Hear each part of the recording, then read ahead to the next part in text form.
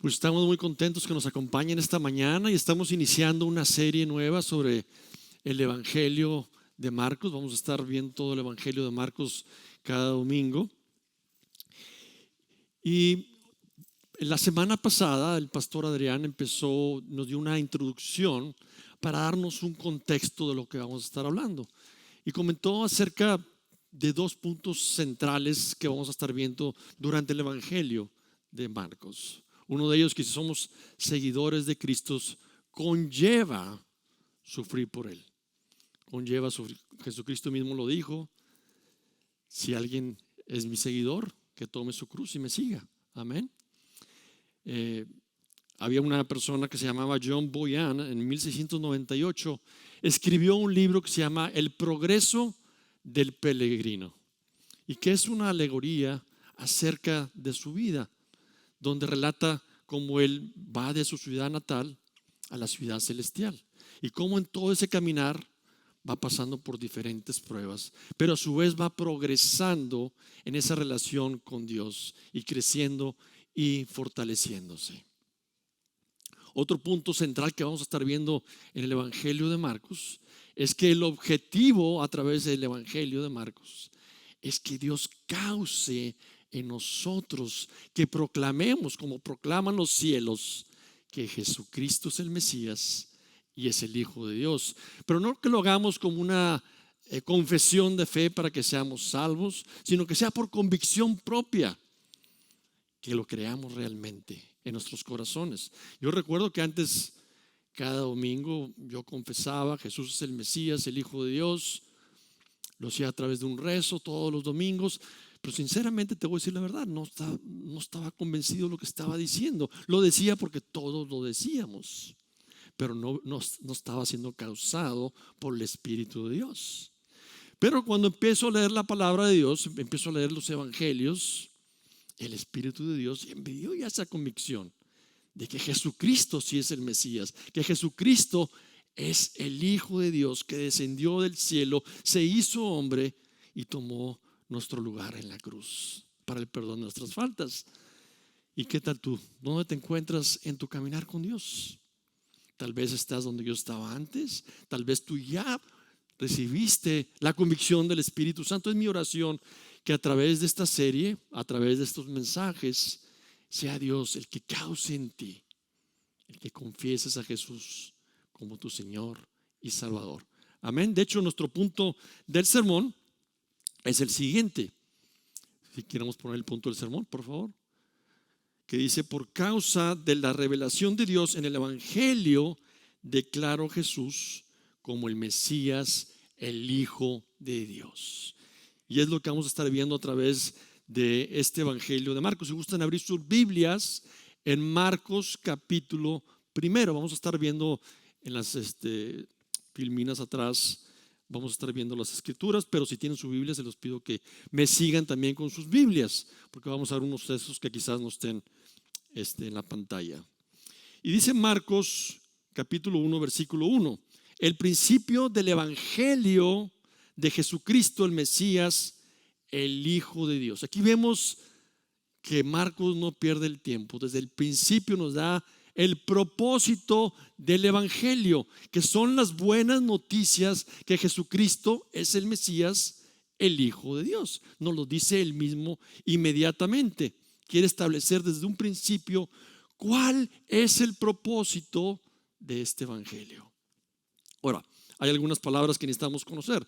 Evangelio significa precisamente buenas noticias. Y Jesucristo o Cristo significa, es el equivalente al Mesías en hebreo, que es Mesías precisamente. Cristo y Mesías son sinónimos. Cristo es en griego y el Mesías es en hebreo, que significa Mesías, y Mesías es el elegido, el ungido de Dios, el elegido para proclamar las buenas nuevas de salvación. El nombre de Jesús, si saben lo que significa Jesús, Dios salva. Dios salva, o Yahweh salva. Entonces todos, si pueden ver, todo está correlacionado con el mensaje que Jesucristo es el Hijo de Dios que vino a salvarnos. Amén. Muy bien. Ahora, es interesante que esta es la única parte en este versículo donde el autor nos dice por su propia cuenta: Jesucristo es el Mesías, el Hijo de Dios. Pero posteriormente, conforme vamos a ir avanzando, ya no va a ser Él que nos lo dice, va a ser Dios mismo que nos lo va a decir. Amén. Ese es el propósito. Eso es lo que Él quiere que lleguemos a declarar por nuestra propia cuenta. Así que vamos a Marcos 1, 2 al 3. Y aquí vemos a los profetas diciendo lo que Marcos nos dice en un principio, que es el Hijo de Dios. Dice: como está escrito por el profeta Isaías, he aquí, fíjese bien, yo envío mi mensajero delante de ti, el cual preparará tu camino. Voz que clama en el desierto: preparen el camino del Señor, hagan derechas sus sendas. Aquí el autor está citando no solamente a Isaías, sino también a Malaquías 3:1 y Isaías 43. Estos pasajes se escribieron muchos años antes y predijeron la venida del mensajero. ¿Quién es el mensajero? Vamos a ver más adelante que el mensajero es Juan el Bautista. Si se fijan aquí, yo envío. ¿Quién está hablando aquí? Está con letra mayúscula. Dios Padre, yo es Dios. Dios Padre está diciendo: yo envío a mi mensajero delante de ti. ¿Quién es ti? Ese es el Señor. ¿Quién es? Jesucristo. Cristo, el Mesías. Entonces aquí se estaba prediciendo desde antes cómo Dios, el Padre, iba a enviar un mensajero para preparar el camino del Señor, para preparar el camino de la llegada del Mesías, del Salvador. Y no pierde el tiempo Marcos aquí otra vez, porque nos está citando con esta cita. Dice: preparen el camino del Señor. El Señor equivale también a Dios. Entonces estamos hablando de Dios encarnado que iba a venir para salvarnos. Esas eran las buenas noticias. Entonces este es el propósito de esto que estamos viendo, la cita de los profetas. Ahora, aquí hay algo muy interesante. Cuando alguien preparaba un camino, en este caso era para la llegada de alguien muy importante. Y aquí estamos viendo que dice: preparen el camino, las colinas, bájenlas, que esté todo liso, que esté todo listo. Era para la llegada de alguien majestuoso, para un rey majestuoso que iba a llegar. No se les ha tocado cuando estén aquí, han estado aquí en Laredo o en otro lugar donde vivieron, que llegó tal vez una visita presidencial. ¿Y qué hacen? Limpian todas las calles, ¿no? Y preparan el caminito para que pase el presidente y está todo muy limpio y muy bonito. Bueno, imagínense eso, esa comparación que está haciendo aquí la preparación del camino. Es eso, precisamente. Pero va más allá. ¿Qué es el camino que quiere preparar? Dios. El camino que quiere preparar son nuestros corazones. Quería que el pueblo estuviera preparado para recibir al Mesías. Y vamos a ver de qué manera quería que estuviera preparado. Entonces vamos a los siguientes versículos para ver la manera que quería que estuviera preparado. Vamos a Marcos 1, 4 al 5, por favor. Dice: Juan el Bautista. Entonces aquí ya vemos la aparición del mensajero. Juan el Bautista apareció en el desierto y lo dice predicando el bautismo de arrepentimiento para el perdón de pecados. Acudía a él toda la región. Fíjese bien, toda la región, no unos cuantos, toda la región. Y toda la gente de Jerusalén, confesando sus pecados, eran bautizados por él en el río Jordán. Entonces la manera que Juan el Bautista quería que prepararan sus corazones, ¿cuál era?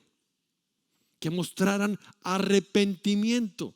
Y la manera de mostrar arrepentimiento era confesando sus pecados y bautizándose. Ahora, aquí hay algo muy interesante. Quiero que tomen nota de esto. Los judíos no se bautizaban. ¿quiénes eran los que se bautizaron? Se bautizaban los que no eran creyentes, los gentiles, que se convertían al judaísmo. Es interesante. Entonces, ¿por qué se están bautizando los judíos? Bueno, vamos a algo de contexto para ver por qué. Han pasado más de 400 años desde el último profeta. ¿Sí? No habían estado escuchando la palabra de Dios por medio de los profetas. ¿Qué es lo que hacían los profetas en su tiempo? Cuando predicaban el arrepentimiento, convertirse a Dios, regresar a Dios. Entonces lo que está pasando aquí es que el pueblo de Israel, porque están viendo toda la región de Judea, todos los de Jerusalén, están reconociendo que se habían separado de Dios por mucho tiempo y querían regresar a Dios. Querían mostrar arrepentimiento para preparar sus corazones para la llegada del Mesías que era inminente, como lo estaba predicando Juan el Bautista. Entonces, esa es la razón por la que estuvieron dispuestos a hacer algo que no hacían, para decirle al Señor: estamos arrepentidos. Ahora, ese bautismo de Juan no perdonaba pecados. Es muy importante. Simplemente mostraba el deseo del pueblo de preparar sus corazones para la llegada del Señor, por medio del cual recibirían perdón de pecados. ¿Correcto? ¿Estamos todos en esto? Muy bien, perfecto. Vayamos entonces ahora a la pantalla de Marcos 1, 6 al 8. Dice: Juan estaba vestido de pelo de camello, tenía un cinto de cuero a la cintura y comía langostas y miel silvestre. Predicaba diciendo: tras de mí viene uno que es más poderoso que yo, a quien no soy digno de inclinarme y desatar la correa de sus sandalias.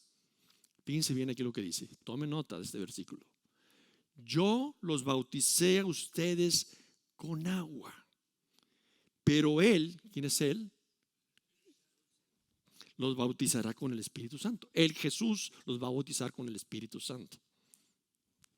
El Mesías, el Salvador, el que iba a venir. Entonces aquí ya está haciendo una distinción. Entonces aquí está Juan el Bautista. Primero que nada vamos a ver algo acerca de él. ¿Por qué estaba vestido de esa manera? ¿No les llama la atención? Si nos vamos al Antiguo Testamento de nuevo, vemos que los profetas se vestían así. Vemos al profeta Elías, de esa manera se vestía el profeta Elías, ¿sí o no? Entonces, cuando el pueblo vio a Juan el Bautista vestido de esa manera, lo estaban correlacionando con los antiguos profetas que predicaban un mensaje de arrepentimiento. Entonces dice: este sí es un profeta que es enviado de Dios. Esa es la correlación acerca de la manera de vestir de Juan el Bautista. Y llegaba a todas las personas. Pero Juan el Bautista hace algo muy interesante desde un principio. Si nos vemos en los versículos de nuevo, dice: viene uno que es más poderoso que yo. O sea, el mensaje no es acerca de mí, el mensaje es acerca de él. De hecho, Juan el Bautista, más adelante en Juan 3:30 nos dice: es necesario que él crezca y que yo disminuya. Entonces lo que está tratando aquí Juan el Bautista es decir: oye, esto no es acerca de mí, esto es para preparar el camino, para que prepares tu corazón. Esto es para que te arrepientas, pero no para que recibas perdón. El que viene más delante de mí, él sí te va a bautizar con el Espíritu Santo. ¿Qué significa ser bautizado con el Espíritu Santo? Hay una definición que dice así: el bautismo del Espíritu Santo se puede definir como la obra mediante la cual el Espíritu de Dios coloca al creyente al momento de la salvación en unión con Cristo y en unión con otros creyentes en el cuerpo de Cristo. Es decir, es cuando conocemos en la Biblia, Juan capítulo 3, que nacemos de nuevo espiritualmente hablando. Cuando confiamos en Jesucristo como nuestro Señor y Salvador, nacemos de nuevo. ¿Por qué? Porque el Espíritu Santo viene a morar en nuestros corazones. ¿Qué dice la palabra en 2 Corintios 5:17? Lo viejo queda atrás y lo nuevo viene. Nueva criatura somos. ¿No se acuerdan la historia de Nicodemo? Si quieren ir a sus Biblias, en Juan, capítulo 1, capítulo 3, perdón. Es la historia de Nicodemo. ¿Y qué pasó con Nicodemo? Bueno, Nicodemo era un fariseo que vino a visitar a Jesús por la noche. Y dice en Juan capítulo 3, versículo 2, vino Jesús de noche y le dijo: Rabí, sabemos que has venido de Dios como maestro, porque nadie puede hacer las señales que tú haces si Dios no está con él. Pero Jesús ya sabía lo que estaba en el corazón de Nicodemo. Entonces quería saber realmente si él era el Mesías, si era el Salvador. Y le dice algo que lo sacó completamente de base. Le dice en el versículo 3: en verdad te digo que el que no nace de nuevo no puede ver el reino de Dios. Y Nicodemo se quedó: ¿cómo es posible? ¿Cómo puede un hombre nacer siendo ya viejo? ¿Acaso puede entrar por segunda vez en el vientre de su madre y nacer? No estaba entendiendo que estaba hablando de un nacimiento espiritual, no un nacimiento de la carne. De hecho, después conocemos el versículo muy famoso que es Juan 3:16, que básicamente donde le dice cómo es que nacemos de nuevo. De tal manera amó Dios el mundo que entregó a su Hijo unigénito, para que todo aquel que crea en Él no se pierda, sino tenga vida eterna. Cuando confiamos en Jesucristo como nuestro Señor y Salvador, cuando confiamos en su muerte y resurrección, nacemos de nuevo. Somos nuevas criaturas. Eso es lo que se refiere Juan el Bautista cuando dijo que íbamos a ser bautizados por el Espíritu Santo. No es un evento místico donde recibimos el Espíritu Santo de manera especial. Es cuando confiamos en Jesucristo como nuestro Señor y Salvador. Es a lo que se refiere. Muy bien. Entonces, hasta ahorita, ¿qué hemos establecido? Hemos establecido lo que la palabra ya nos está diciendo. ¿Qué nos está diciendo la palabra? Jesús es el Mesías. Jesús es el Hijo de Dios.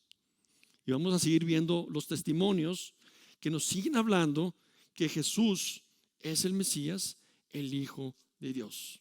Amén. Vamos a Marcos 1:9 al 11. Se me siguen en sus Biblias. Dice así: sucedió en aquellos días que Jesús vino de Nazaret, de Galilea, y fue bautizado por Juan en el Jordán. Fíjense bien aquí. Inmediatamente, es una palabra que vamos a ver en todo el Evangelio de Marcos muy seguido. Inmediatamente, o sea, al salir del agua vio que los cielos se abrían y que el Espíritu descendía sobre él como una paloma. Y vino una voz de los cielos que decía: tú eres mi Hijo amado, en ti me he complacido. Ahora viene otra pregunta muy interesante que tal vez la estés pensando en este momento. Si Jesucristo es el Mesías, es el Señor, es Dios, ¿por qué se estaba bautizando? Si la gente que se estaba bautizando en ese tiempo era ¿para qué? Para demostrar arrepentimiento. ¿Tenía que demostrar arrepentimiento Jesús? No. Entonces, ¿cuál es la razón por la que Jesús estaba bautizando? De hecho, Juan el Bautista sabía que él no tenía pecado. En Mateo 3:14 vemos, por ejemplo, que Juan: oye, espérame, tú me vas a bautizar a mí, yo no a ti, le dijo Juan el Bautista a Jesús. ¿Por qué? Porque sabía que él no tenía pecado. Entonces, ¿por qué se está bautizando Jesús? Esa es la pregunta. Bueno, por un lado, es una forma de Jesús de expresar su disposición de identificarse contigo y conmigo como pecadores. Segunda de Corintios 5:21 dice: el que no conoció pecado se hizo pecado para hacernos justicia de Dios en él. No que pecó, no pecó, sino que iba a recibir tu pecado y el mío. Entonces, a través del bautismo se está identificando con esa naturaleza Él iba a recibir todos los pecados de la humanidad en la cruz. Por otro lado, el bautismo es un símbolo de su muerte y resurrección. ¿No es así? Sepultados con Cristo y venidos a novedad de vida. Nos dice Romanos 6, 1 al 3. Muy bien. Entonces, no es que Él necesitara bautizarse, pero lo está haciendo por obediencia al Padre y lo está haciendo para identificarse con nosotros. De hecho, podemos ver una distinción inmediata, que Él no tiene pecado, porque ¿qué pasó cuando Él se bautizó? Inmediatamente, ¿qué pasó? Se abrieron los cielos. Descendió una paloma y se posó sobre Él, que era el Espíritu Santo en forma de paloma. ¿Y qué más sucedió? La voz del cielo que proclamó: Él es mi Hijo amado. Entonces, si Él tuviera pecado, ¿pasarían todas estas cosas? Claro que no. Claro que no. Entonces, inmediatamente Dios hace una distinción entre Él y los hombres. Él es mi Hijo amado. Él no ha pecado, pero ha venido a identificarse contigo en su muerte y resurrección. Es lo que nos está diciendo aquí la palabra de Dios. Amén. Bueno, ¿qué más estamos viendo aquí? Pues que el bautismo de Jesús lo podemos ver entonces como sentido figurado de lo que representa la muerte y resurrección de Cristo que iba a suceder. Muy bien. ¿Qué nos revelan los versículos 10 y 11 sobre la identidad de Jesús? Que Él es Dios, que Él es el Hijo de Dios y que Dios lo está afirmando como tal. ¿Cuándo recibimos nosotros de nuestros padres palabras de aprobación? Cuando hacemos algo bueno, ¿no? Muy bien, hijo, te felicito. Excelente. Qué bueno que terminaste tus estudios. Qué bien que te estás preparando. Muy bien. Bueno, el padre está afirmando a su hijo. ¿Por qué? Porque iba a estar dispuesto a sufrir por la humanidad. Porque iba a estar dispuesto a tomar nuestro lugar en la cruz. Y para hacer eso iba a padecer sufrimiento por nosotros. Por eso el Padre está diciendo: Él es mi Hijo amado y yo estoy complacido. Estaba complacido por la obediencia de Cristo, que siendo Dios se hizo hombre, se humilló a sí mismo y tomó nuestro lugar en la cruz. Amén. Ahora, ¿qué otra cosa vemos en estos pasajes? En la Biblia no vas a encontrar un lugar que diga Trinidad, ¿sí o no? No. Pero aquí estamos viendo la Trinidad, ¿sí o no? ¿De qué manera estamos viendo la Trinidad aquí? Vamos a ver. El Hijo de Dios está siendo bautizado. Dios Padre habla desde el cielo. Y el Espíritu Santo desciende en forma de paloma. Entonces estamos viendo la Trinidad, aunque no te dicen la Trinidad, pero estamos viendo la Trinidad en acción en estos pasajes. ¿Y qué es la Trinidad? Ya lo sabes. La Trinidad es Padre, Hijo, Espíritu Santo, un solo Dios, tres personas. Es un solo Dios, no tres dioses, un solo Dios. Eso es lo que es la Trinidad. Muy bien. Vayamos entonces. Bueno, otra pregunta que se pueden estar haciendo antes de avanzar: ¿quién escuchó la voz del cielo? ¿Y quién vio el Espíritu Santo descender como paloma? Es una pregunta que se puede estar haciendo y lo podemos ver. En Juan 1:33 al 34 nos dice Juan el Bautista mismo que él fue testigo y que vio el Espíritu Santo descender en forma de paloma. O sea que Juan sí vio ese evento, pero no nos dice acerca de la voz del cielo, que él escuchó la voz del cielo. Entonces la pregunta es: ¿quién escuchó la voz del cielo?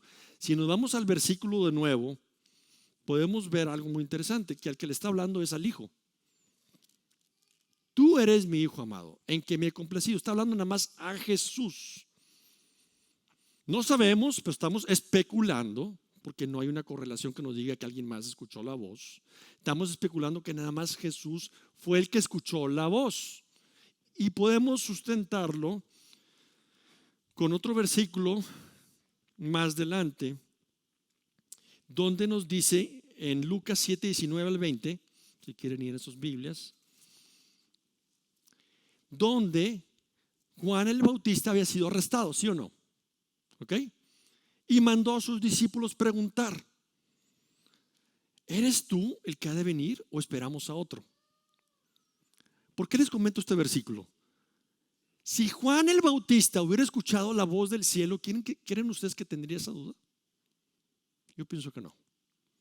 O sea, escuchar la voz del cielo, del Padre Celestial: tú eres mi Hijo amado en que me he complacido, ¿tendría esas dudas? Pero bueno, este es algo que no sabemos porque no tenemos todo el detalle, pero pues, podemos especular que Juan el Bautista no escuchó la voz del cielo, solamente Jesucristo, el Hijo de Dios. Amén. Muy bien, perfecto. Vayamos entonces a los siguientes versículos, el 12 y el 13. Enseguida el Espíritu Santo, el Espíritu lo impulsó a ir al desierto, y estuvo en el desierto 40 días, siendo tentado por Satanás, y estaba entre las fieras y ángeles que le servían. ¿Por qué lo impulsó el Espíritu a ir al desierto? De nuevo, queremos ver el contexto. Vayamos al Antiguo Testamento. Cuando un rey era ungido, ¿qué pasaba? Era puesto a prueba. Vemos con David. David fue ungido por Samuel. ¿A qué edad? Como a los 15 años, no sabemos exactamente la edad. Pero ¿cuándo se convirtió en rey inmediatamente? No. De hecho, David llegó a ser rey hasta los 30. ¿Y qué pasó en ese periodo de los 15 a los 30? Todo estuvo muy bien, muy feliz, se le pasó súper. Si vemos los salmos, vemos que no. Vemos que David pasó por muchas pruebas. ¿Sí o no? Pasó por muchas pruebas. Entonces todos los reyes, antes de ser coronados, o vamos a decirlo así, o ser reyes, pasaban por pruebas. Entonces no es la excepción con el rey Jesús, que llegó de manera terrenal y tenía que pasar por la prueba. Ahora, ¿cuál es la diferencia entre Jesús y los reyes del Antiguo Testamento? Que los reyes del Antiguo Testamento pasaron muchas de sus pruebas, pero también pecaron. Y Jesús nunca pecó. Él pasó la prueba completamente. Aunque fue tentado por Satanás, él no se subyugó a Satanás. Él pasó la prueba. Esa es la diferencia. De hecho, hay un texto en Hebreos 4:15 que nos dice: porque no tenemos un sumo sacerdote que no pueda compadecerse de nuestras flaquezas, sino uno que ha sido tentado en todo como nosotros, pero sin pecado. Cristo conoce tu dolor, tu sufrimiento, ha estado donde tú has estado. Él se puede relacionar contigo porque es Dios hecho hombre, que también sufrió y padeció. A diferencia, Él no pecó. Entonces podemos poner nuestra fe y confianza plenamente en Él, en el Hijo de Dios, que nos dijo: nunca te abandonaré y nunca te dejaré. Como hemos visto hasta ahorita, el punto del sermón, de que Jesús es el Hijo de Dios, es el Mesías. Marcos 1:1 vimos el principio del Evangelio de Jesucristo, el Mesías, el Hijo de Dios. Los profetas lo declaran como el Señor. Marcos 1:2 y 3. Juan lo declara como el que bautiza con el Espíritu Santo. Juan 1:8. Los cielos lo proclaman cuando se abrieron, cuando Él salió del agua. Marcos 10b. El Espíritu Santo lo confirma cuando Él descendió sobre Jesús en forma de paloma. La voz del Padre lo afirmó cuando lo dijo: tú eres mi Hijo amado, en ti me he complacido. Hemos visto hoy en la introducción el Evangelio de Marcos el propósito. Podemos ver el punto de sermón de nuevo. Por causa de la revelación de Dios, el Evangelio, por el Evangelio declaro a Jesús como el Mesías, el Hijo de Dios. Ese es el propósito, que tengas la plena convicción y seguridad que Él es el Mesías, el Hijo de Dios, el Salvador, el que vino a tomar tu lugar. Él se bautizó por agua como símbolo de lo que haría después: ser sepultado, morir en la cruz y ser sepultado y resucitar para el perdón de nuestros pecados. Cuando tú y yo ponemos nuestra fe y confianza en su muerte y resurrección, nacemos de nuevo espiritualmente. Juan el Bautista vino a preparar los corazones de los judíos. La palabra de hoy prepara nuestros corazones y nos dice también que somos pecadores, que todos hemos pecado y estamos destituidos de la gloria de Dios. Romanos 3:23. Pero también nos dice que Dios demostró su amor hacia nosotros, que aún siendo pecadores, Cristo murió por nosotros. Romanos 5:8. Ese es el Evangelio. Y Dios quiere causar en tu corazón que por voluntad propia tú confíes y pongas tu confianza plena en el Hijo de Dios, el Mesías, el Salvador, el Redentor. Eso es lo que desea el Evangelio. En Romanos 1:16 nos dice: es el Evangelio el que tiene poder para salvar al que cree. Si ya eres creyente, ¿qué aplicación tú puedes llevar el día de hoy ya como creyente? Vamos a pasar por pruebas. Vamos de nuestra ciudad natal a la ciudad celestial. Es el progreso del peregrino, como John Bunyan lo dijo. Y Dios quiere que en este caminar, a través de las batallas, luchas, tentaciones, seamos aprobados. Progresemos en nuestra santidad, progresemos en nuestra relación con Dios y nos demos cuenta de algo: iglesia, no estamos solos. El Espíritu del Dios viviente vive ya en tu corazón, por lo tanto no estás solo. Por otro lado, tienes la comunión de toda la iglesia, de los hermanas en Cristo. Somos una familia y nos podemos apoyar en las luchas. Sí, vamos a pasar por dificultades, pero ya hemos sido justificados, ya hemos sido perdonados. Tenemos la seguridad de una vida eterna junto con Dios por siempre. Pero eso no nos exenta de las pruebas. Eso no nos exenta de las pruebas. Pero recuerden que no estamos solos. Dios está con nosotros. Y si Dios está con nosotros, ¿quién contra nosotros? Amén. Oremos. Gracias, Señor, porque es el Evangelio el que tiene poder para salvar al que cree, Señor. Esta mañana tú nos has enseñado a través de diferentes testimonios, a través del evangelista Marcos, que Jesucristo es el Mesías, el Hijo de Dios, a través de los cielos que lo proclamaron, a través de los profetas. Señor, gracias porque estás preparando nuestros corazones para venir a ti en arrepentimiento y poner nuestra fe y confianza en el Hijo de Dios, Jesucristo, que siendo Dios se hizo hombre, tomó nuestro lugar en la cruz, padeció y fue sepultado y resucitó al tercer día.